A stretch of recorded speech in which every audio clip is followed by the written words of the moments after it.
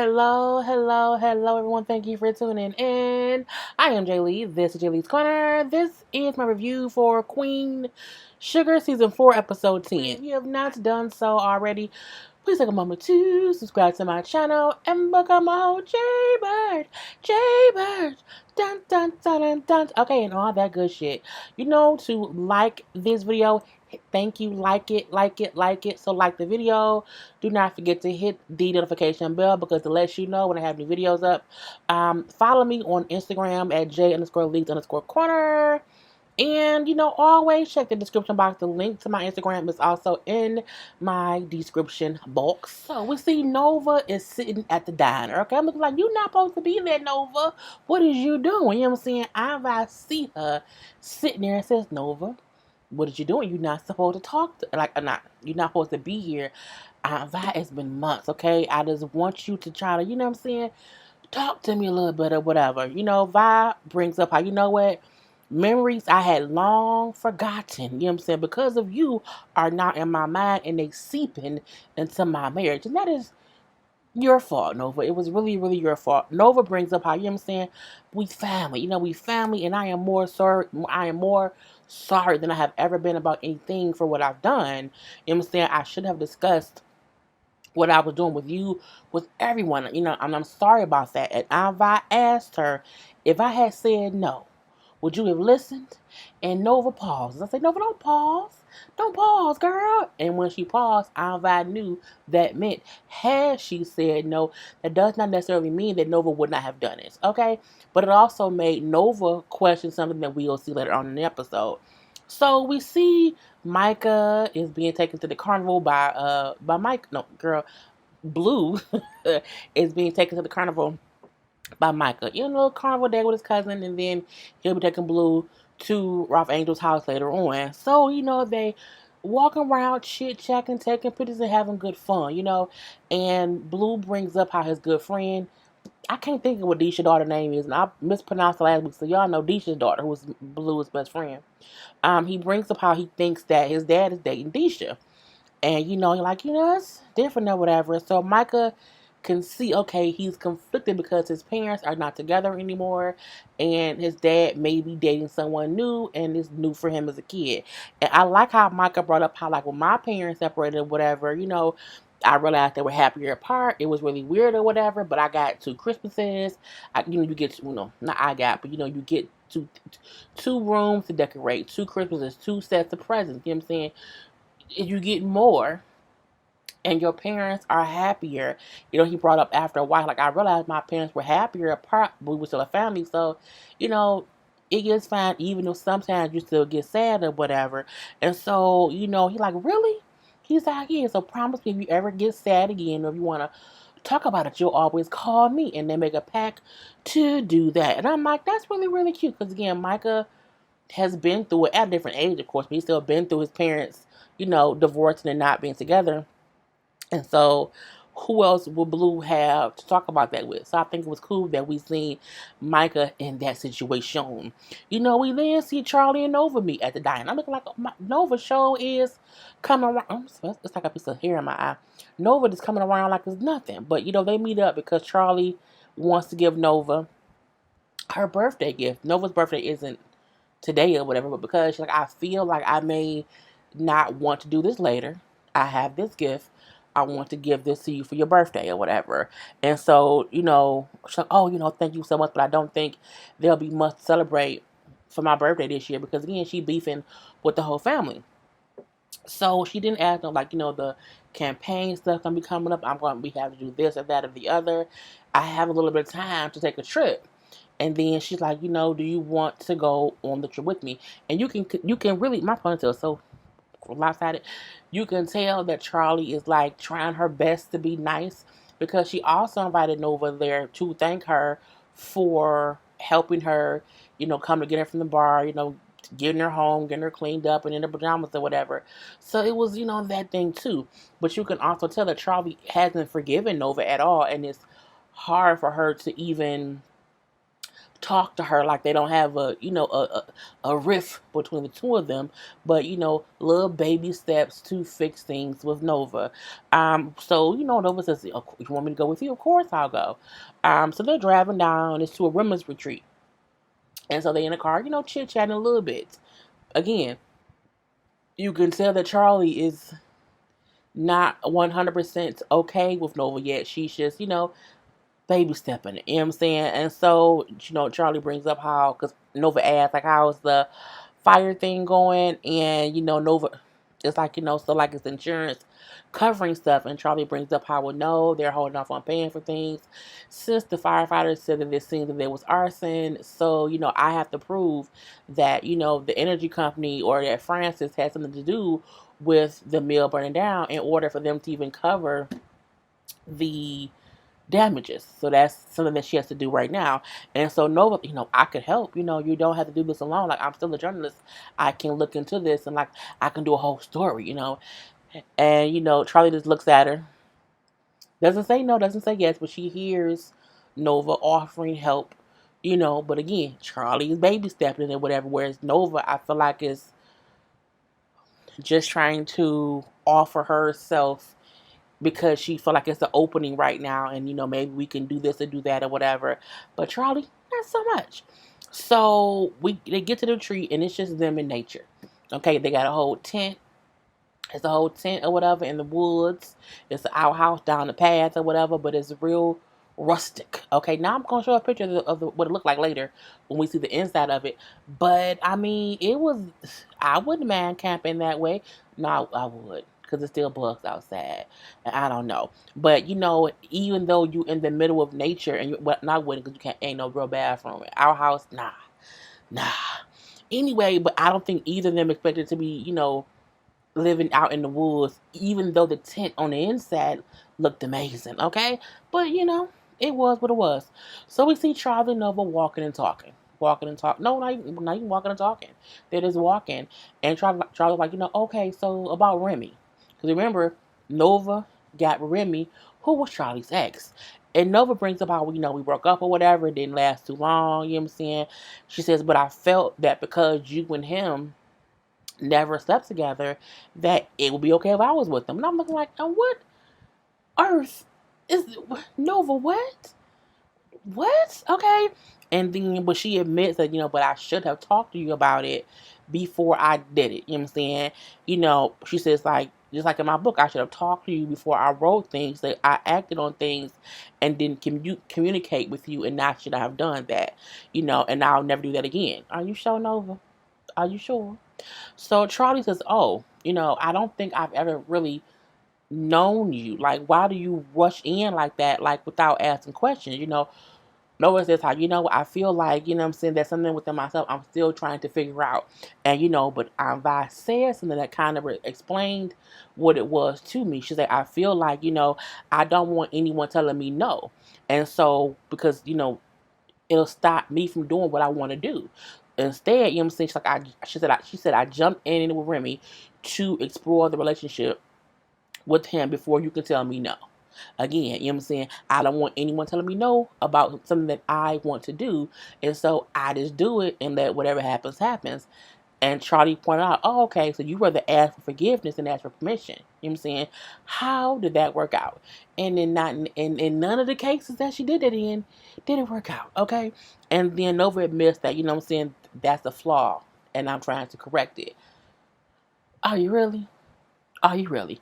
And I feel like Noah's being honest. So I can't really be like, well, I'm saying that's a dumb answer. It's her truthful answer. No matter how wrong I see it to be, she's been honest and saying, like, I did things because I wanted to do them. And I didn't want someone telling me no, because I assumed you would tell me no. So before I knew you would tell me no, I want to experience it. So that way, when you tell me no, I've at least already done it. And I'm like, girl, that is selfish. Ooh, Jesus, that is a girl. But then see Darla gets a call from her mama, bringing up how one of her good friends from when she was younger is in town. And Darla is barely holding on to her sobriety. And she brings up, Mama, I don't think it's a good time. I don't think it's a good time. Oh, well, she's in town. She wants to meet for lunch or whatever. Y'all can meet up. And you can tell Darla don't want to do it. But she goes to lunch with this friend, this her female friend back in the day. And clearly this is a friend from when Darla was partying, hanging out, having fun in these streets, and just saying, party, and whatever.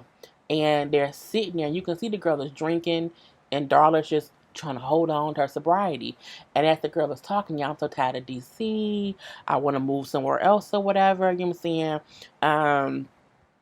I was thinking about moving to New Orleans. And when she says it, she's like, what? Yeah, like it's a parties or whatever. She's like, no, St. Joe is really good. Like, I love St. Joe. St. Joe is really quiet. It's really slow. You know what I'm saying? I like it there. What? But you must be in New Orleans all the time partying. She's like, no, I don't do that anymore. And again, I'm like the friend that's so obnoxiously oblivious to any social cues of Darla being uncomfortable, and Darla clearly saying that she doesn't do any of that anymore. Said friend wanted to still bring up all their partying days when they were doing what? Having big fun in Baltimore with the wretched. Is basically what she's doing. She's trying to relive those days, and she's talking about it as if it was the best time. We were so high. We were so this. And I'm like, clearly Darla don't look like she's holding it together fully. So leave her be. Leave her be. Please. But she does not. She just keeps talking about it. Remember that one time, when you were dating that guy? Yeah, Ralph Angel. She's like, yeah. And then y'all kind of had an issue. Y'all, we were at this party having fun. You were so high. And Darla is just kind of regressing and regressing. It's getting quieter and quieter. And the girl keeps talking. She brings up how they got so high. Things got crazy. They all seeing Darla hooking up with one guy. She's like, what? Who saw me? Everyone saw it. You were so out of it. And the girl keeps saying how high and how out of it Darla was. And the crazy part was she's saying how they admittedly saw her out of her mind or whatever, but no one stopped her. No one helped her to say, hey, she's too high to mess with anybody. But it's as if Darla's hearing the story for the first time, and I'm pretty sure she is.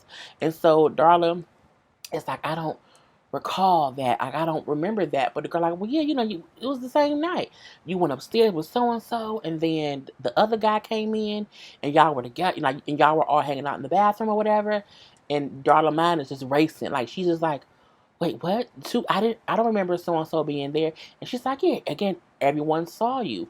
And you can see that, like, in Darla's head, it clicked. She remembers that is when she got pregnant with Blue.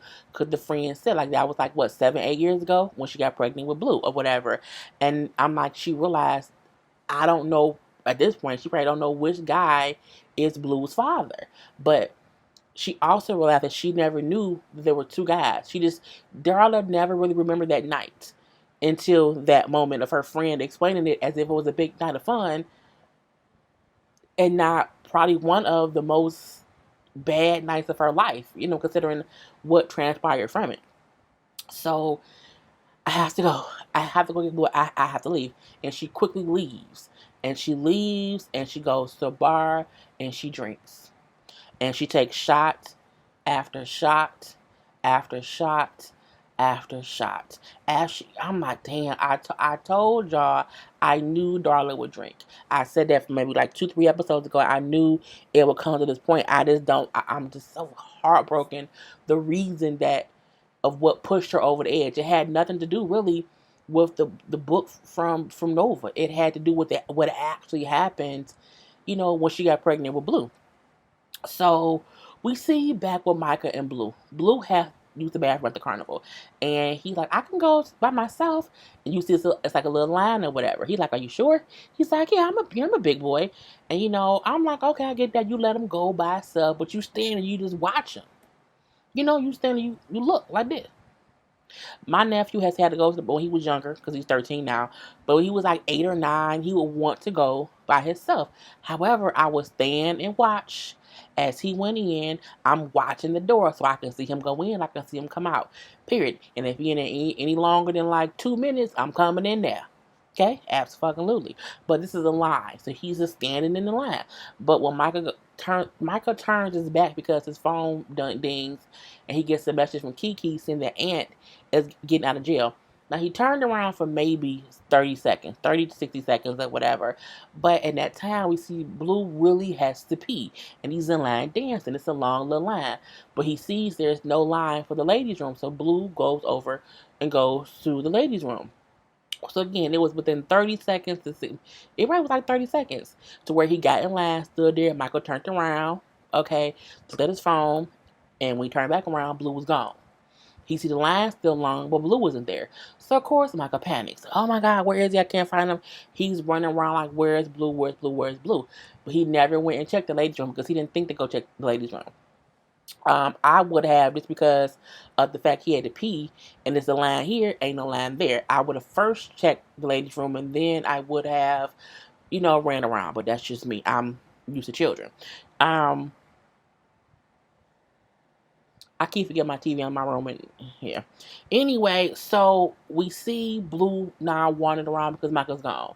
Because he came out the bathroom. And again, Blue should have told Michael, hey, I'm going to go here because no one, I got to pee really, really bad. So Blue running around, basically lost, looking for Micah. A cop sees Blue looking around, looking lost. Hey, you lost? He's like, yeah, I lost my cousin. I shouldn't have wandered off. So the cops like, you can sit in my squad car until we find you, until he finds you. He then radio and say, hey, I have a lost kid. This is my location here if somebody's looking for him.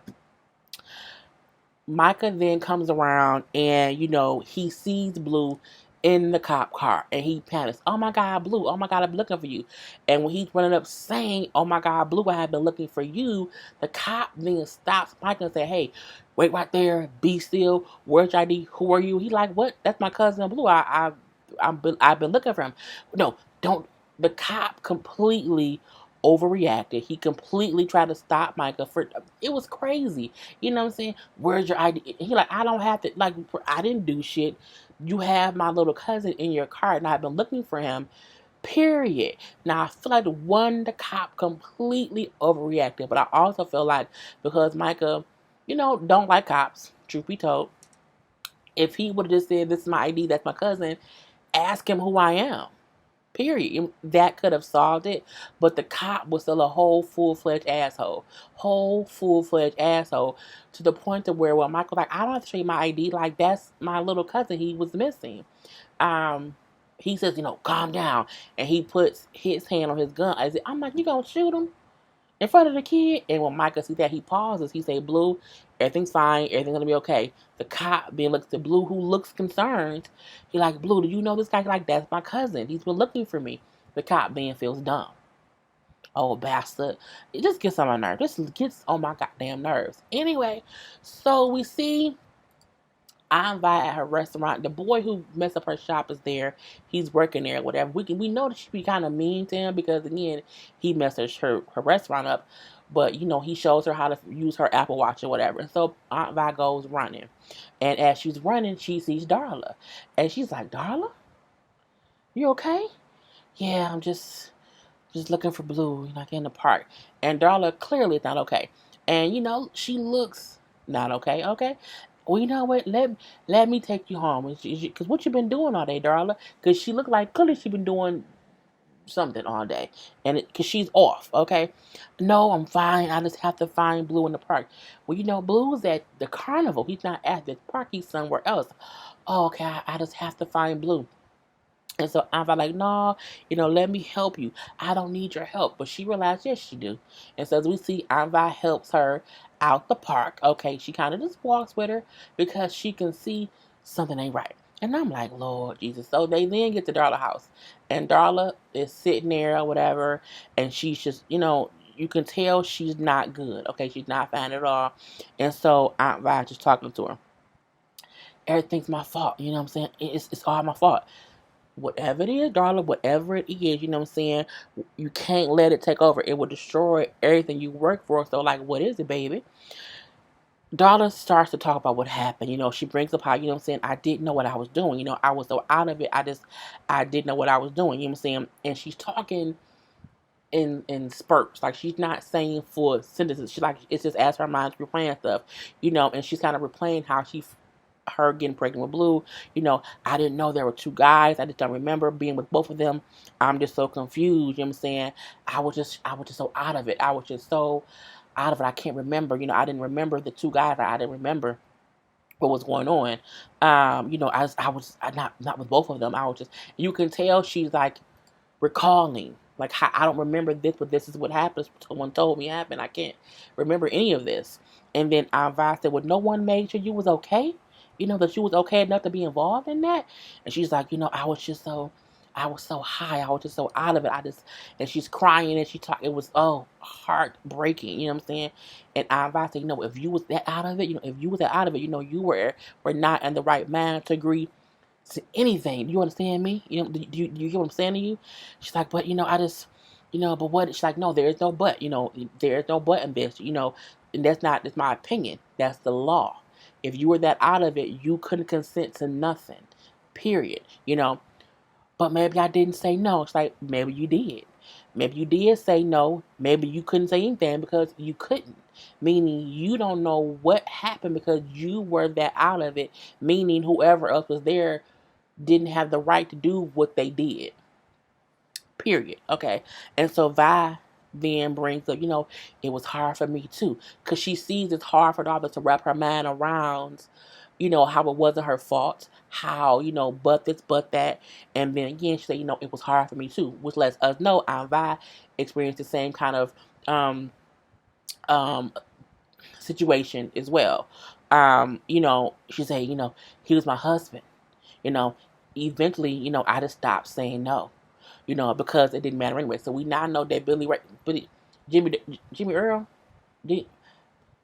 Jimmy Dale, I think it's Jimmy Dale or Jimmy Dean, you know, was also taking advantage of her. And even though she was married, she thought, maybe it's okay, but no, it's not okay.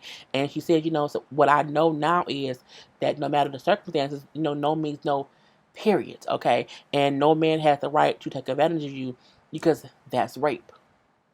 And so it's the realization that they both have been through this horrendous situation in two different ways, where one, Darla doesn't remember what happened to her, but she knows it's happened, and Aunt Vi knowingly remembers it, experienced it, and you now see why it was so hard for her to deal with Jimmy Dean. You know what I'm saying? Because of things that he had done to her, years ago that she hadn't really even faced and admitted had happened.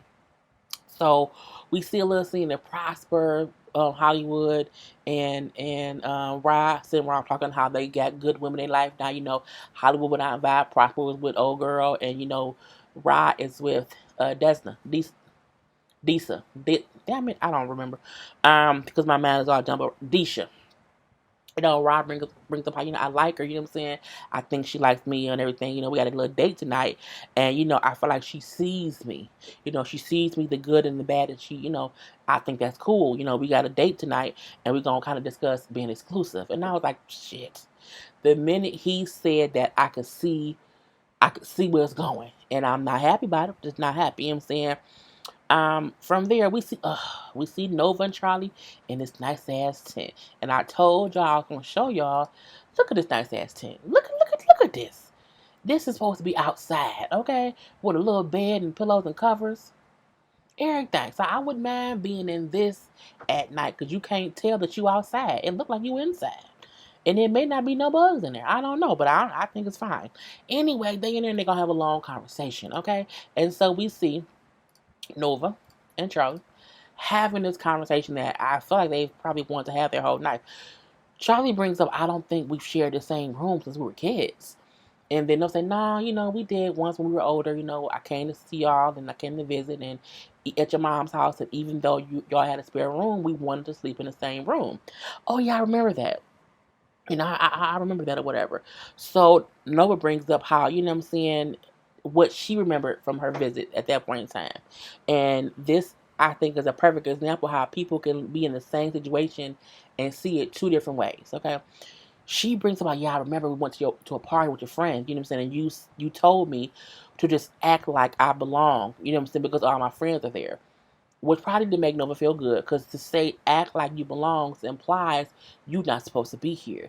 And, I need you to act like you belong because my friends are here and I need them to, feel like, you know what I'm saying, you not an outsider, neither am I. You know, Charlie said, I don't remember saying that. She's like, well, it was, I just felt really out of place there. I just didn't feel like comfortable. I remember you left me and you were like hanging out with your friends, and I was just like the odd man out. She's like, when I found you, you were with your friends. Y'all were talking. I overheard your friend ask you, was I your sister? And she said, and you said, well, she's my half sister. You can't choose your family. And I'm like, damn. And the whole trial probably like, I don't remember saying that. Not meaning she didn't say it, but she probably said it and just don't remember saying it. Charlie then said, like, I remember being so excited that my big sister was coming to visit, but then being so sad when you were there because the whole time you kept putting me down, about my house, about my clothes, about my friends, that's what I remember, you know what I'm saying? Again, two different recounts of what transpired at the same damn time. Okay. Nova then says, well, you kept taking me to places I couldn't afford. You kept doing it over and over. And Charlie brings up, well, I was treating you. And then Nova says, well, no, it didn't feel that way to me at the time. It's the equivalent of, oh, let's go to this restaurant that costs, the parking is $10. It's a $20 minimum. The food, the cheapest food is $25. You know what I'm saying? And you asking a person who's your good friend or a good family member, but they don't work, or they have a part time. You just know they can't afford it, and you feel like, well, let me invite them there, and I'll keep paying. You may feel like I'm treating them to something good, but you keep taking them places that they can't afford, and again, it can cause discourse. You know what I'm saying? Anyway, Charlie then brings about, for some reason, I've always felt small, small around you. And I think it was crazy that Charlie said that she felt small around Nova. Meaning Nova, I think Nova has this feeling of just, she knows who she is, period. And I think Charlie had to find her way in life. And so when she's around someone like Nova growing up, it can make you feel small. But they've never had this conversation. And Charlie says, like, I think it's clear to me that even though we think we know each other, we don't really know each other as much as we think we do. This is based on the fact that they haven't had conversations about their own experiences, even with each other. That's what I think. And so, that was what it was, and it kind of leaves it there. We then see Blue gets home, and, he says, hey, Pop, I was in the back of a police car. He's like, what, the police? What happened? They say what happened, and Blue brings up how, the cop wasn't nice to Micah.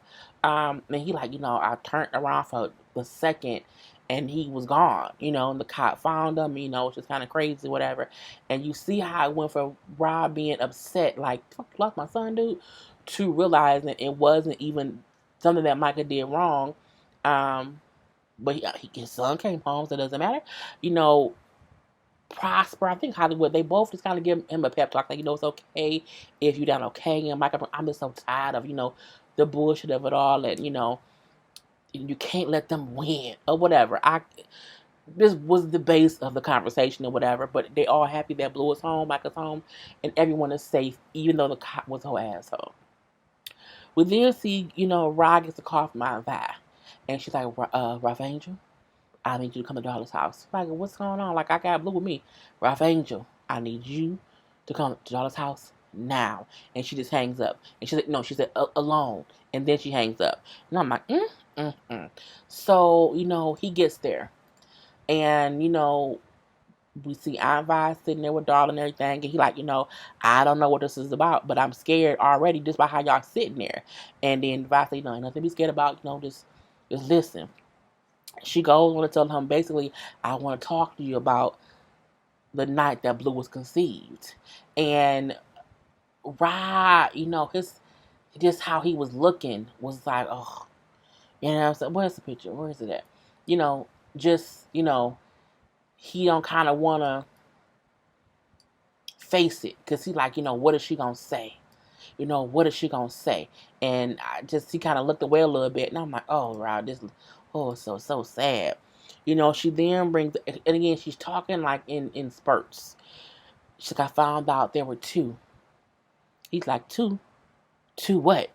And she's like, two men.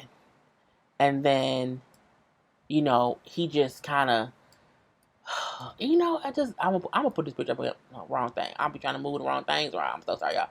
But I mean, I think it's a thing to where he realized, okay, she about to have a whole conversation with me. And, she says, I don't remember most of it, because I was just so out of it. I don't remember anything. And I'm just so sorry. I realized for the first time that I was so out of it. And she never says the words that she was raped.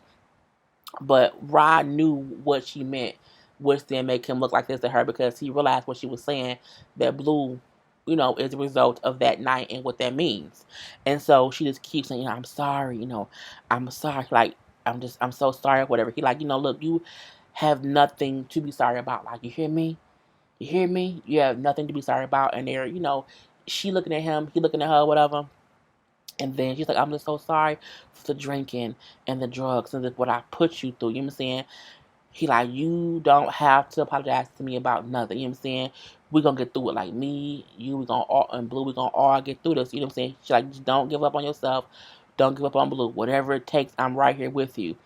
And then she's like, I know, but I don't want anything to change. Like, I don't want you to look at Blue any differently because of this. And he was like, this changes nothing. Nothing. And I'm like, oh.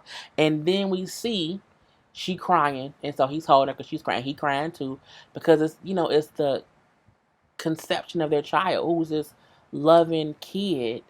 And so you realize what she went through, and it's just it's just crazy.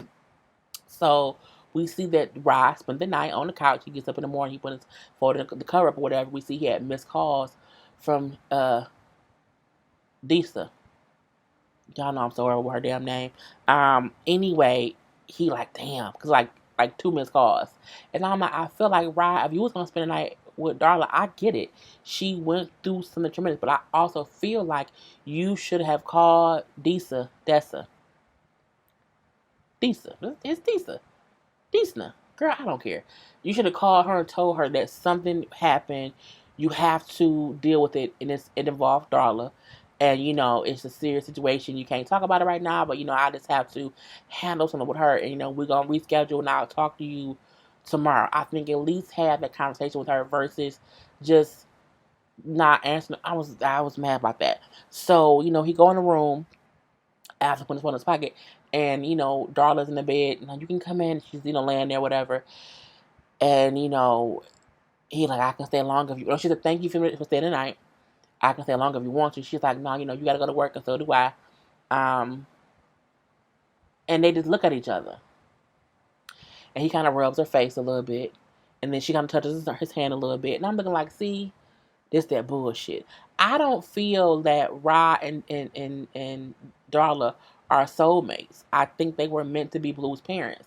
And I also feel like it's unfair to Disa that Rod is like there with her, looking at her in that way. You know what I'm saying? I feel like I don't like that. I don't. I wasn't happy to see them looking at each other lovingly in that moment, because I feel like you can't then want to love on her in that way simply because of what she went through then. Even though I think he felt like before, oh, she cheated on me and did this and hid this from me, and now I found out that she didn't. She just was very, very high and drunk or whatever and was taken advantage of, and so now I love her again. I don't want that to be their storyline. I really don't. I want them to be happy co-parents of Blue, and I want them to both have happy relationships. But I feel like every time they get together, it's turmoil. Something crazy happens, and I don't want them to go on a path of being together and him having to, not be. I don't want him not being with Lisa. I just don't want that. And that's how it goes off or whatever. But I mean, we shall see what's gonna happen with next episode or whatever. You know, we see him talk to Lisa, and she's like, I am not what. What you gotta tell me, bruh? And he tell us something. Anyway, y'all, I'm all done.